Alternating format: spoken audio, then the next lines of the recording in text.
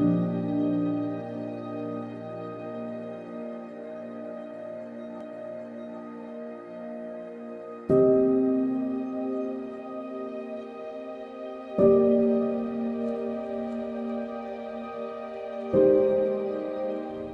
AJ is our middle son, and he grew up a fun-loving young man.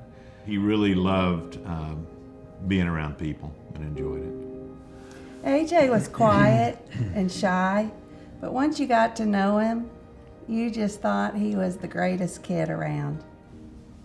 On July 4th in 2016, we were in Arkansas visiting my parents, and AJ was in Houston. He called us late one afternoon or early evening, and he was having a psychotic break. We had no idea what was wrong. We just knew something was wrong, so we jumped in the car and drove home. We knew it was drugs at this point. Directly from there, went to Menninger Clinic, where he spent 3 months in their intensive program. During one of the meetings there, one of the doctors looked at us and said, there's a 90% chance that he will relapse, and that it could result in death. After he left Menninger, he went to Pathfinder, which is a part of Menninger, but it's an intensive outpatient care, where he spent 5 months. You know, we thought he was on the full path of recovery. After AJ left Menninger, we had to find a psychiatrist, MD, to prescribe naltrexone, which is an opiate blocker that would help him through his sobriety. AJ, talking to the doctor that day, told him all the drugs that he was taking, and one of the drugs was heroin, and that is how his dad and I found out. On September 8th, 2017, it's Friday morning, 4 a.m., we got a call from Jackie and said that his lips were blue and what to do. Mark immediately said, call 911. We jumped in the car at that minute, went over to AJ's house, followed Mark over there just a few minutes later. Mark greeted me on the sidewalk outside of AJ's house, shaking his head, and said he didn't make it. Jackie told us that AJ had relapsed.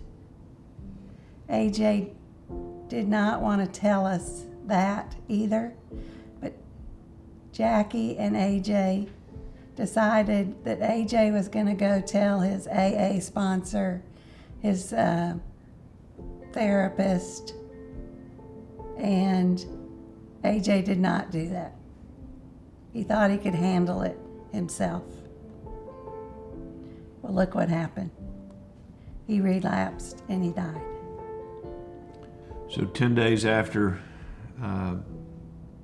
AJ passed away, his son was born, Grayson Allen Weisberger. So, you know, he was getting ready. He was excited for his new life. We learned the hard way that, you know, bad things happen to good people. You know, there's so many, so many different points in time that we look back on that what could we have done different? What could have been to come up with a different outcome? Not one thing. We've learned that. We've done the what ifs so many times and talked about it. But basically, the people that this has happened to, who we could talk to, said, forget the what ifs, move forward. But I can tell you, it doesn't stop me from asking that question No. every night. And you don't know what's happening tomorrow. So, you know, people would, fortunately we have a lot of friends and family, and you know, they would ask, what can we do? And our comment was, hug your kids. Hug them and tell them you love them. Tell us how you found hope and healing following AJ's death. Well, we've attended St. Martin's. I mentioned we were married here, and we were familiar with Hope and Healing Center, and came here for assistance and guidance. We needed some help with another situation in our life, and we didn't know who to call. I said to Mark, why don't we call Hope and Healing? Told them our situation, and they told us exactly what to do. So after AJ died, we came looking for just guidance, and they introduced us to several grief groups, helped us get involved in the different groups and how they might be able to help us out. But they introduced us to the GRASP group, which is Grief Recovery After Substance Passing. And they actually meet here at the Hope and Healing Center. They also introduced us to some other groups, and we attended multiple different groups, and then decided that GRASP was the best for us for a lot of reasons. But we didn't get different looks when we said AJ passed away from a heroin overdose. Everyone there's family, friend, has died from drug or alcohol abuse. They come from different socioeconomic and religious beliefs, but we all have the horror that our family member died of an overdose, whether it be overdose of alcohol or overdose of drugs. And everybody's story is a little bit different, but they all end the same way. Death. We were invited from St. Martin's to a group. After the sessions were over, it's like four times we met. One of the other people came over and said, I didn't say anything because I didn't know it was the right place, but my sister's son died of an overdose. So it's rampant. People don't want to talk about it because of the stigma associated with it, but it's there. We also attended the National GRASP group, and that was in Phoenix, Arizona. In Phoenix. I don't know, there were several hundred people there from all over the U.S. Some from foreign countries had come in because they'd heard about it. And there were speakers that helped educate on not only what the drugs and alcohol do to your body and your mind, but also how to deal with it, how to get involved with the local politicians to help figure out what can be done. There is no simple answer, and everyone had a different answer. So it's not something. There's no silver bullet to fix this problem, but it's through groups and associations like Hope and Healing Center and these organizations that quite frankly helped us get through it. And Camille and I have raised our kids in a partnership, and that continues today. And I can't imagine not having a partner in this process. Mark and I have been through every situation, raising our boys together.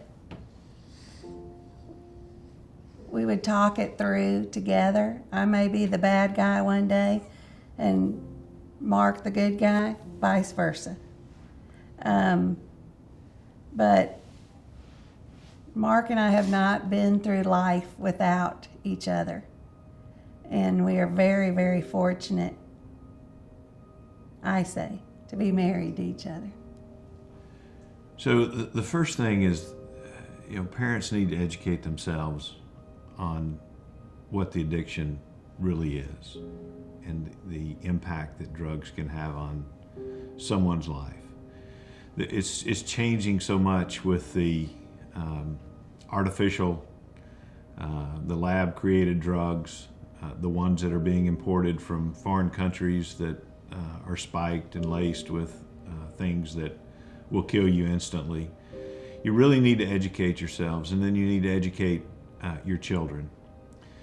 And education is kind of an easy thing to say, but it's difficult to do, because that means you have to learn and you have to listen. You have to spend the effort to understand what it is. And then we have to remove the stigma of addiction. That is something that people will close their eyes to, will turn away from, and it's a disease. It's like cancer. It is a disease that once you get, it's very difficult to cure.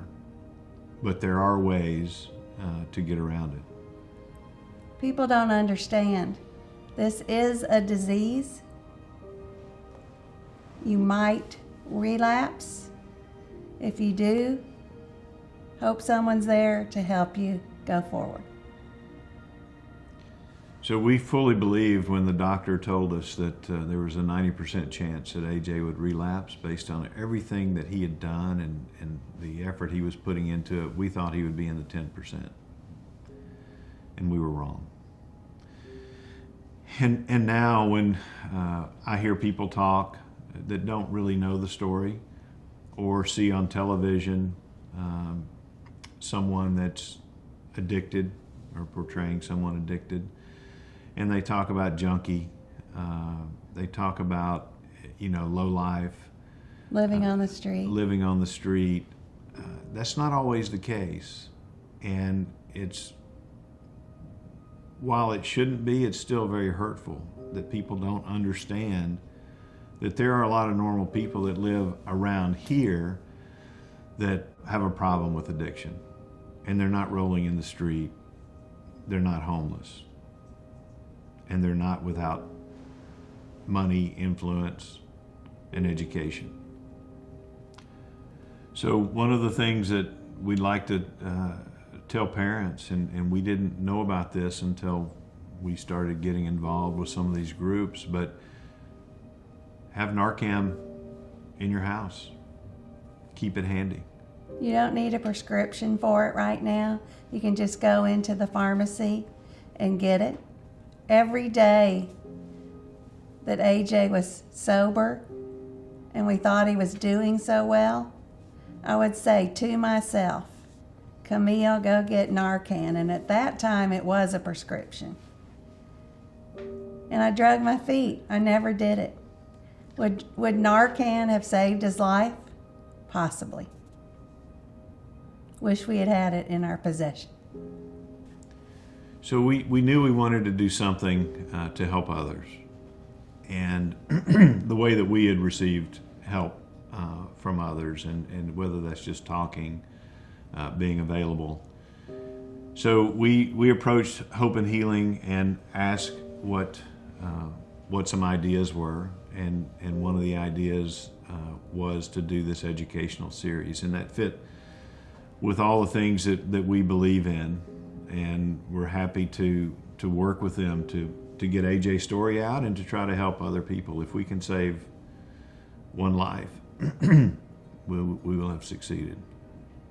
We also chose Hope and Healing because AJ is in the St. Martin's Columbarium, and it's on the same campus. So we feel as if AJ is watching over us and everyone here at Hope and Healing in the education. He would want it too. And this is AJ's home, this campus. It's where we visited. Mm-hmm. Each and every day brings new meaning to us about life on earth. We thank God for picking us to be AJ's parents.